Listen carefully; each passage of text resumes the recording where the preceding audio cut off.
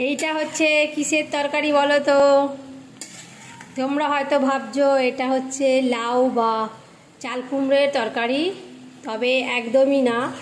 এটা হচ্ছে তরমুজের যে মোটা করে খোসাটা থাকে, সেই তরমুজের খোসাটার ওপরের সবুজ অংশটা ভালো করে ছুলে ভেতরের যে সবুজ রঙের শাঁসটা থাকে, মানে তরমুজ কেটে ফেলার পর যে ওই মোটা মতো যে খোসাটা থাকে, তো সেটারই পাতলা সবুজ অংশটা ফেলে দিয়ে সেটা সরু সরু করে কেটেছি। পুরো মনে হচ্ছে যেন লাউ ঘন্ট বা চাল কুমড়োর তরকারি একদম। তো এটা ওই কালো জিরে, তারপর জিরে গুঁড়ো, হলুদ গুঁড়ো, লঙ্কা গুঁড়ো, তারপর গরম মশলা, তেজপাতা, একটু নুন চিনি সব দিয়ে একদম কষা করে করলে পরে কেউ বলবে না যে এটা চাল কুমড়ো বা লাউ ঘন্ট নয়। আর যারা এর সাথে মাছের মাথা পছন্দ করো তো সেটাও দেওয়া যেতে পারে। তো আমি তো নিরামিষই করছি, কারণ বর তো নিরামিষই খায়।